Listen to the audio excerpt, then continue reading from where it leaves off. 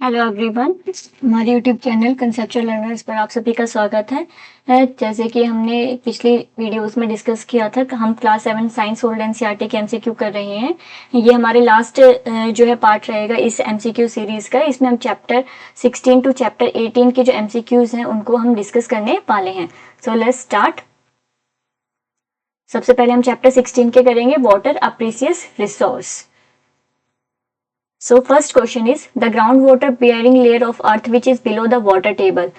जिसमें अर्थ की वो वाली लेयर ग्राउंड जिसमें ग्राउंड वाटर रिसाइड करता है उसे हम क्या कहते हैं? Aquifer.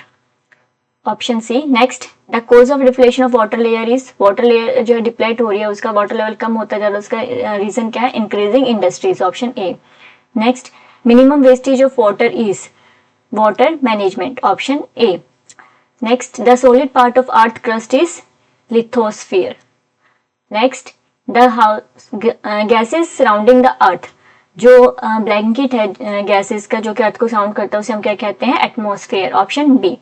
Next, water and forest are renewable resources. जो वाटर एंड फॉरेस्ट है रिन्यूएबल रिसोर्सेज हैं क्योंकि ये दोनों ही जो है एक विद इन टाइम पीरियड के में रीजनरेट हो जाते हैं अपने आप, लेकिन हमें इनको वाइजली यूज करना होता है।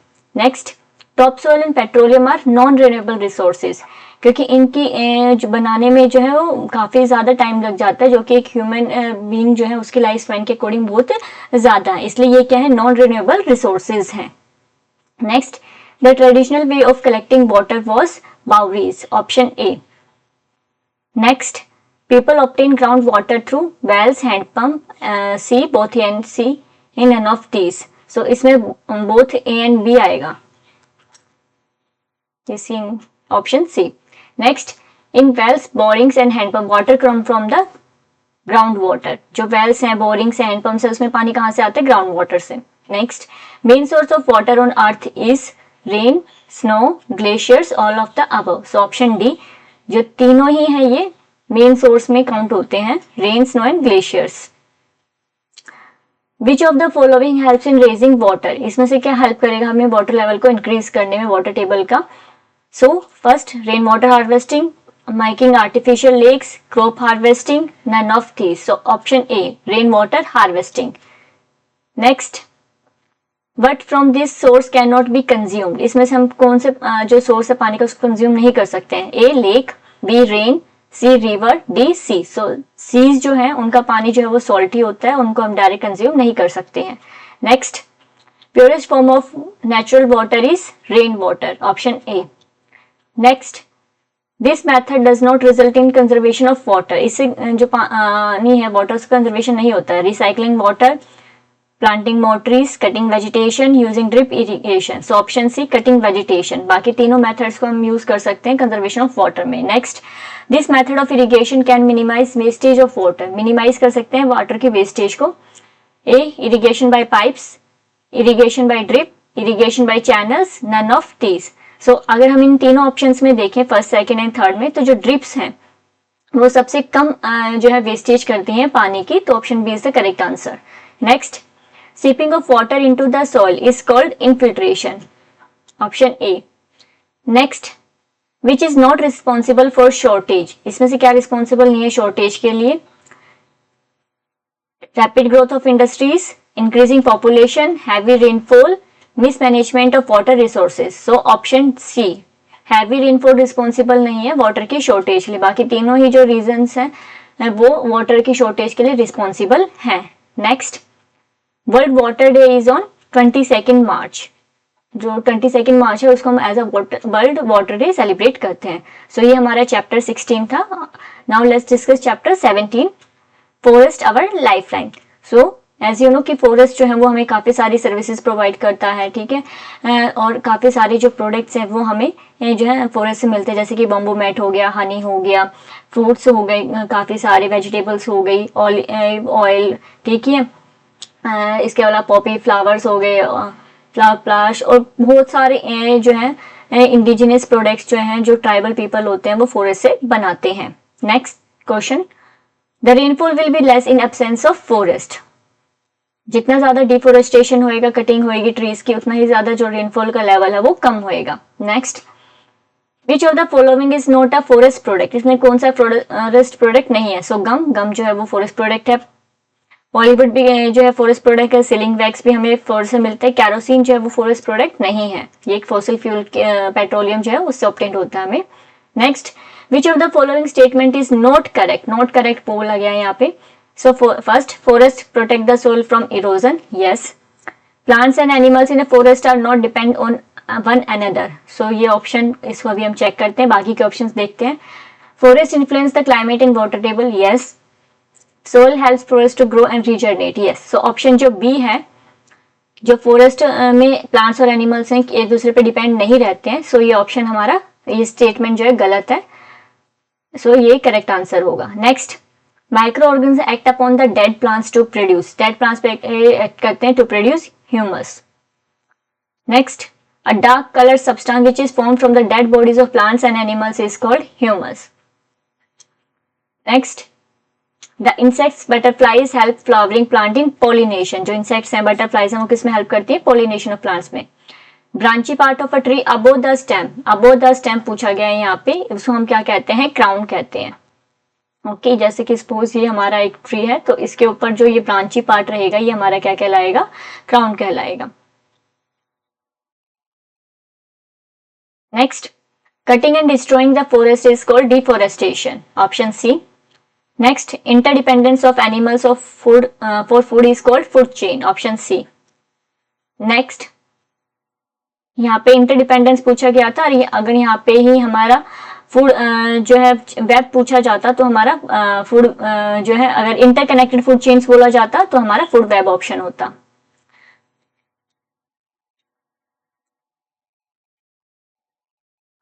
इंटरकनेक्टेड फूड चेन्स को हम क्या कहेंगे? Food web. Next question, microorganisms eating dead bodies of plants and animals are called decomposers, option D. Next, small trees and grass and shrubs form the understories, यहाँ पे आप एक डायग्राम देख सकते हैं, रेन फॉरेस्ट में फॉरेस्ट जो है उसके लेयर्स हैं डिफरेंट तरह के। सो सबसे नीचे फॉरेस्ट फ्लोर में हमारी ग्रासेस आती हैं, इसके बाद अंडर स्टोरी लेयर में हमारी जो स्मॉल ट्रीज हैं, ग्रासेस, श्रब्स हैं वो आते हैं। देन कैनोपी लेयर आती है, जो टॉल ट्रीज होते हैं उनका जो क्राउन है वो एक ऐसी लेयर बना लेता है जिससे फॉरेस्ट फ्लोर तक सनलाइट नहीं पहुंच पाती, तो उसे हम क्या कहते हैं? कैनोपी लेयर कहते हैं। और सबसे जो टॉल प्लांट्स होते हैं उनकी एमरजेंट लेयर होती है, जो ज्यादातर सनलाइट जो है वो लेते हैं। Next, the branches of tall trees looks like a roof over the other plants in the forest is called a canopy, option B. Next, chapter 18 waste water stories. सो इसमें सबसे पहले हम एक जो है इस चैप्टर का ओवरव्यू ले लेते हैं, जो एक्सप्लेनेशन सीवेज ट्रीटमेंट प्लांट की जो प्रोसेस है वो कैसे होती है। सबसे पहले जो रॉ सीवेज है वो यहाँ पे इनलेट चैम्बर में आता है, इसके बाद इसकी फिजिकल जो है प्रोसेसिंग की जाती है। फिजिकल प्रोसेसेस में प्राइमरी जो होता है हमारा प्रोसेस वो होती है, इसमें हम जो कोर्स स्क्रीन और फाइन स्क्रीन्स का यूज करते हैं, स्कीमर्स का यूज करते हैं, ताकि जो भी फ्लोटिंग ऑब्जेक्ट्स हैं, जो हैवी ऑब्जेक्ट्स हैं, कार्डबोर्ड्स हो गए, प्लास्टिक बोटल्स हो गई, और भी जो फ्लोटिंग आइटम्स हैं उनको यहाँ पे कलेक्ट कर लिया जाता है।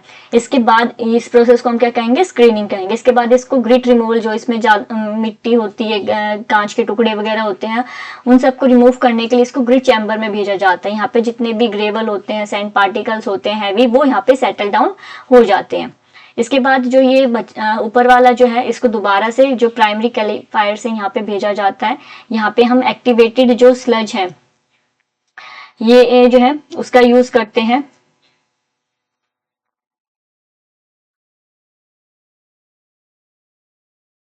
का यूज किया जाता है यहाँ पे, ये जो आप यहाँ पे देख सकते हैं। इसके बाद ये जो है जो सैंड ग्रिड, जो एक्स्ट्रा फाइन जो बच जाता है कोर्स मटेरियल, उसको एक्सेस स्लज होता है वो, जो कि आगे के फिल्ट्रेशन के लिए भेज दिया जाता है। जो ऊपर का क्लैरिफाइड पार्ट होता है जिसपे एक्टिवेटेड स्लज ऐड करता है, उसको अगेन नेक्स्ट जो टैंक है, एरेशन टैंक, वहां पे भेजा जाता है। यहाँ पे जो है एरोबिक जो बैक्टीरिया है वो यहाँ पे जो है एक्टिवेटेड स्ट्रेच के उसमें यहाँ पे जो भी ऑर्गेनिक वेस्ट होती है उस पर को कंज्यूम करते हैं, उसको जो है डिकम्पोज करते हैं, वाटर को क्लैरिफाई करते हैं, फिर सेकेंडरी प्रोसेसिंग होती है, इसके सेकेंडरी क्लैरिफायर में जाता है ये यहाँ पे जो है क्लोरीन या ओजोन जो है भी है वहां से इसको डिसइंफेक्ट किया जाता है, एंड देन फाइनली जो हमारा ये ट्रीटेड वाटर टैंक में आ जाता है। अब यहाँ पे जो हमारा एक्सेस जो स्लज बच गया था उसको जो है, और बाकी जो चैम्बर्स है वहां से भी जो एक्सेस स्लज आ रहा है उन सबको एक अलग जो चैम्बर है स्लज थिकनर वहां पे भेजा जाता है, क्योंकि इसमें जो है वाटर का भी अमाउंट होता है। सबसे पहले तो उसको जो है डिवोटरिंग की जाती है, पानी को रिमूव किया जाता है।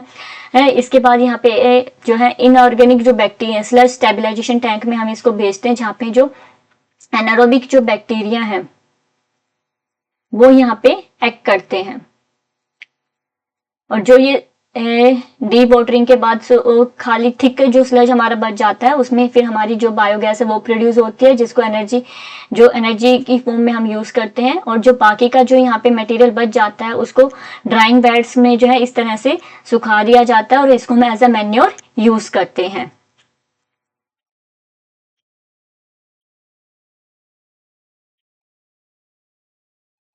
तो ये कंप्लीट प्रोसेस है सीवेज ट्रीटमेंट प्लांट की। So let's start questions now. First question, the biogas product is used as a source of energy. Next question, what decomposes the sludge? Sludge को कौन डिकम्पोज करता है? Aerobic bacteria. जो activated sludge होता है वो हमारा एरोबिक बैक्टीरिया से बनता है। What helps to clean the clarified water? Clarified water में एनारोबिक बैक्टीरिया एक्ट करता है। नेक्स्ट, एक मिनट, यहाँ पे जो स्लज है उसमें एनारोबिक बैक्टीरिया आएगा यहाँ पे हमारा, और क्लैरिफाइड वाटर जो है उसमें हमारा जो एरोबिक बैक्टीरिया जो है वो वर्क करता है। Next question, the instrument use to remove floatable solids from the waste water. ये स्कीमर्स जो है आप देख सकते हैं, जो अपने भी ऑयल या ग्रीड पार्टिकल्स वगैरह जो फ्लोटिंग है उसको यूज करते हैं क्लैरिफायर में से, सो इसको हम स्कीमर्स बोलते हैं। Next, different sources of waste water, agriculture activities, household activities, industrial activities, all of these. So option is all of these. Agriculture activities में हमारे जितने भी जैसे जो भी रन ऑफ वाटर होता है जो फील्ड वगैरह में से आ जाता है, ठीक है, उसमें फर्टिलाइजर्स वगैरह जो है वो भी उसके अंदर जो है वो मिक्स होते हैं। हाउस होल्ड एक्टिविटीज में किचन वेस्ट हो गया, जो टॉयलेट वेस्ट होता है वो सब कुछ आता है। इंडस्ट्रियल वेस्ट में जो हमारी इंडस्ट्रीज का वेस्ट है, केमिकल हो गया, और भी जो सब कुछ है वो सब इसमें आता है। तो ऑल ऑफ दीज, ये सारे ही क्या है, वेस्ट वाटर के सोर्सेज हैं। Next, by which we can prevent drains at our houses from getting choke. अगर हमें ड्रेन्स को चोक होने से बचाना है तो हम क्या कर सकते हैं? Cooking oil and fat should not be thrown down the drain. Yes. Use tea leaves thrown down the drain. नहीं, ये ऑप्शन गलत है। अगर हम उसको जो टी लीव्स है, चाय पत्ती, अगर उसको ऐसे कैसे ड्रेन में डाल देंगे तो ऑब्वियसली जो पाइप्स हैं वो चौक हो जाएंगे। Motor oil thrown down the drain, अगर मोटर ऑयल जो है उसको भी अगर हम उसमें वो करेंगे, ड्रेन में डालेंगे, तो भी हमारी जो पाइप्स हैं वो चौक हो जाएंगे। So option A is the correct answer. Next, which of these disease not caused by improper disposable of Suez? इसमें से कौन सी जो डिजीज है वो इम्प्रॉपर डिस्पोजल ऑफ स्वेज से नहीं होती है? Cholera, heart attack, jaundice, typhoid. So option B, heart attack जो है वो एक जो है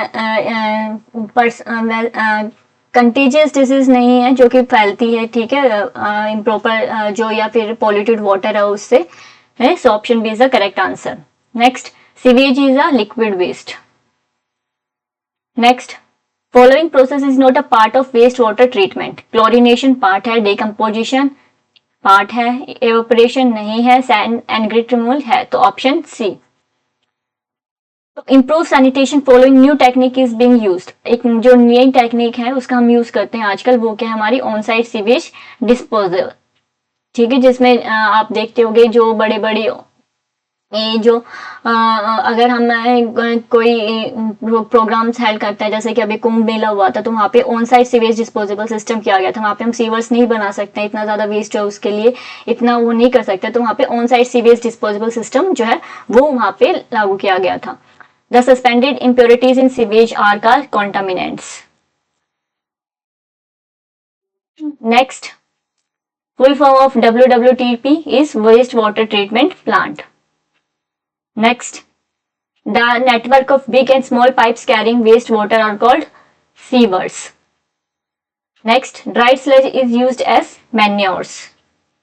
Next, the water is taken to grid and sand removal tank where impurities are removed by sedimentation. Grid and sand removal में लेके जाते हैं जहाँ पे जो है वो सेटल डाउन हो जाती है, सेडिमेंटेशन के प्रोसेस से फिर उनको रिमूव कर लिया जाता है. Next, chlorine and ozone are use to disinfect water. जो फाइनल स्टेप होता है उसमें हम इन दोनों केमिकल्स का यूज करते हैं वाटर को डिसइंफेक्ट करने के लिए. सो ये हमारे क्लास 7 की जो एनसीईआरटी है उसके एमसीक्यूज थे. इसी के साथ हमारे जो है ये खत्म होती है. अब हम जो है चैप्टर क्लास 8 की जो एनसीईआरटी है उसके जो एक्स्ट्रा एमसीक्यू क्वेश्चंस हैं उनको जो है पार्ट बाय पार्ट जो है चैप्टर वाइज चैप्टर उनको देखेंगे. इसके अलावा जो एग्जाम्पलर है साइंस एग्जाम्पलर जो है 6 to 10th क्लासेस के उसके भी जो एमसीक्यू बेस्ड क्वेश्चन है उसकी भी जो वीडियोस है वो आपके जो है जल्दी आएगी. तो चैनल पे जो है को लाइक शेयर एंड सब्सक्राइब करते रहिए, वीडियोस को देखते रहिए. जो प्रीवियस वीडियोस हैं उनको भी पूरा देखिए. Thank you.